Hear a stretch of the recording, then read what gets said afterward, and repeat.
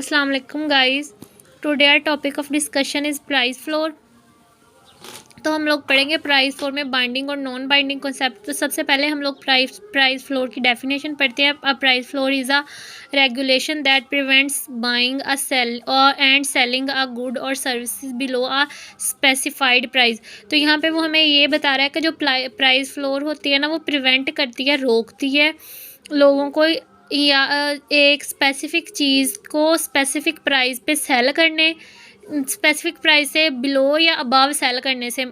तो यहाँ पे हम लोग सबसे पहले गोल्स पढ़ते हैं कि क्यों इम्प्लीमेंट की जाती है floor price. To push the price of a good और services above the market price, to reduce the demand for good और services thought to be harmful, to encourage the production of good or services in a government assisted industry, to promote the welfare of low wage market. This is the case for minimum wage laws. अच्छा, तो हम लोग सबसे पहले ये discuss करेंगे कि जो मार्केट इफ़ेक्ट है, जो मार्केट है, उस पर क्या इफ़ेक्ट होता है प्राइस फ्लोर का।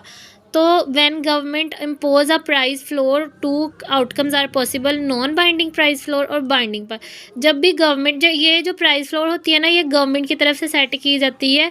ये इसमें हम ये देखते हैं कि कोई भी जो सेलर है ना तो वो स्पेसिफिक प्राइस से अबव चीज़ सेल कर सकता है और ना ही बिलो सेल कर सकता है, और ना ही उस स्पेसिफिक प्राइस से अबव या बिलो उस चीज़ को ख़रीदार ख़रीद सकता है।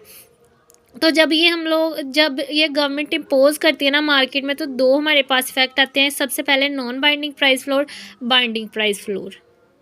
तो गाइज, हम लोग बाइंडिंग और नॉन बाइंडिंग कंसेप्ट को पढ़ने से पहले हम लोग ये देखें कि जनरल इक्विलिब्रियम कहाँ होता है। तो जनरल इक्विलिब्रियम वहाँ होता है किसी भी मार्केट में, मार्केट इक्विलिब्रियम वहाँ होता है जहाँ जो सप्लाई और डिमांड कर्व इंटरसेक्ट करते हैं ना, वहाँ पे हमारे पास प्राइस डिटर्मिन हो जाती है और ये नीचे क्वांटिटी डिटर्मिन हो जाती है। तो यहाँ पे ये जो पॉइंट है ना, ये हमारा इक्विलिब्रियम लेवल है, और यहाँ पे क्या है, सप्लाई इक्वल हो गई है डिमांड के। यहाँ पे क्यू स्टैटिक हमारे पास क्वांटिटी आ गई है, और पी स्टैटिक हमारे पास प्राइस डिटर्मिन हो गई है कि ये इतनी क्वांटिटी इतनी प्राइस पे सेल होगी। तो ये हमारे पास ये कम्पिटिटिव मार्केट फोर्स, या इसको हम फ्री मार्केट भी कह सकते हैं, जहाँ पे सप्लाई और डिमांड प्राइसेस और क्वांटिटी को सेट करती हैं।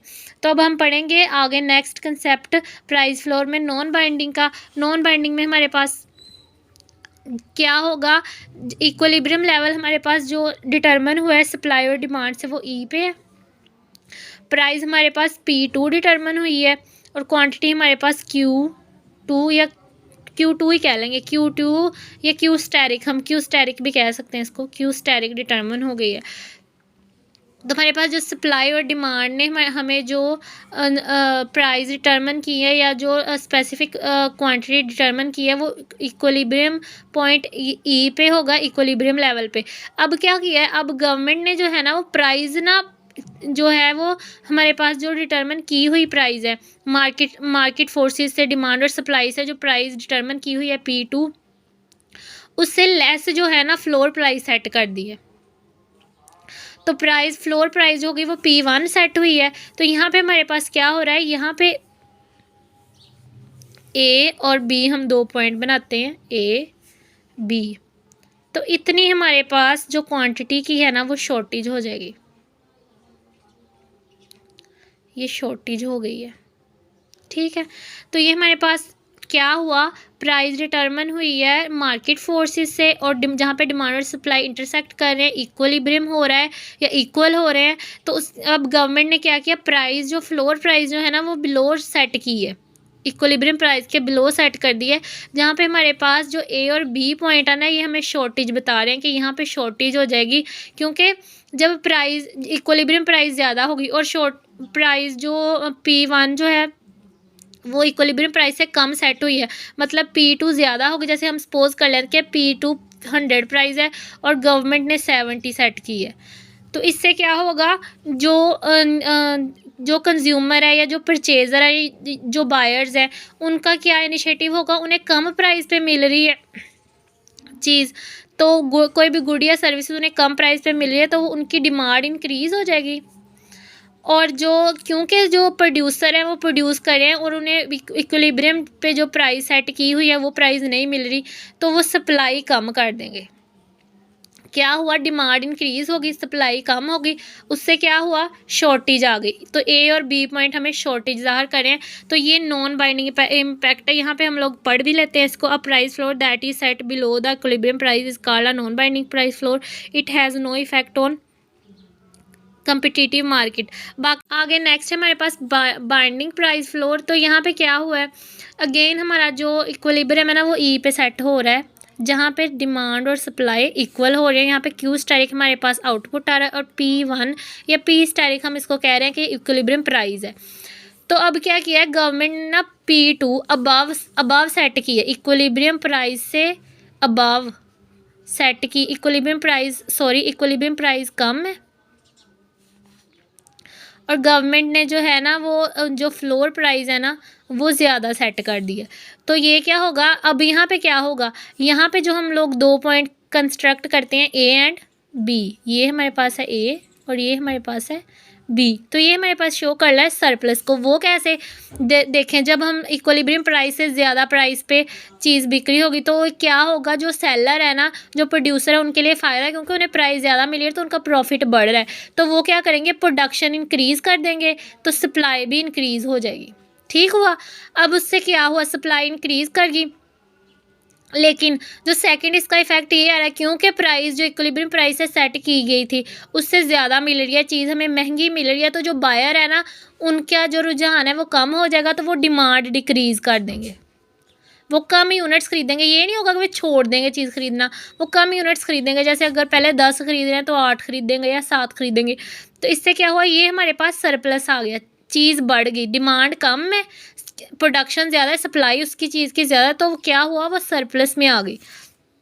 तो यहाँ पे हमारे पास आ गया binding price floor causes surplus because quantity जो सप्लाइड है ना वो क्वांटिटी डिमांड से ज़्यादा है। क्वांटिटी डिमांड जो है ना वो कम है, क्वांटिटी लोग कम डिमांड कर रहे हैं लेकिन सप्लाई ज़्यादा है चीज़ की। नॉन प्राइस रेशनिंग है।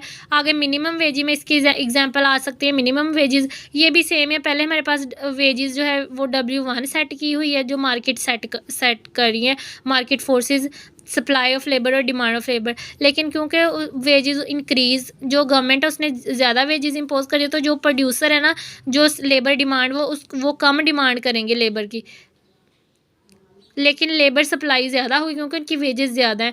क्या है, डिमांड कम है और लेबर सप्लाई ज़्यादा है, तो यहाँ पे भी सरप्लस हमें ए और बी पॉइंट शो करे। ये एज एन एग्जांपल अगर आप लोग करना चाहें तो कर सकते हैं, वरना अगर ना भी करना चाहें तो कोई मसला नहीं है। ये आप वैसे भी मिनिमम वेजेस में इसमें लिख सकते हैं एग्जाम्पल। अब आगे जो इसके फर्दर जो इसकी डिटेल है वो मैं आपको पिक्चर प्रोवाइड कर देती हूँ, आप लोग वहाँ से याद करके तो वो लिख सकते हैं।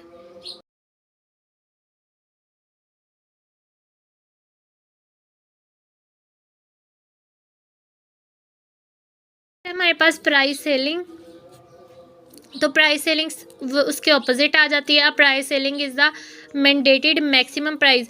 प्राइस फ्लोर प्राइस क्या थी, मिनिमम प्राइस थी, लेकिन जो प्राइस सेलिंग है ना वो मैक्सिमम प्राइस है। Maximum amount a seller is allowed to charge for a product and a service, जो कि गवर्नमेंट अलाउ करती है, सेलर चार्ज कर सकता है किसी भी गुड या प्रोडक्ट या सर्विसेज के लिए। तो यहाँ पे हमारे पास आ गया when price ceiling is implemented there are two impact on market price. पहला हमारे पास बाइंडिंग, अगेन दूसरे मेरे पास नॉन बाइंडिंग। मैंने आपको मार्केट प्राइस का पहले कंसेप्ट दे दिया कि जहाँ पे सप्लाई और डिमांड इंटरसेक्ट करती हैं वहाँ पे हमारे पास निकल आता है प्राइस और क्वांटिटी डिटरमिन हो जाती है मार्केट में। अब यहाँ पे binding, when the price ceiling is set the below of equilibrium price is called the binding. वो है जब प्राइस जो है ना, सीलिंग प्राइस जब बिलो होगी ना इक्विलिब्रियम से, तो हम इसको कहेंगे बाइंडिंग इम्पैक्ट।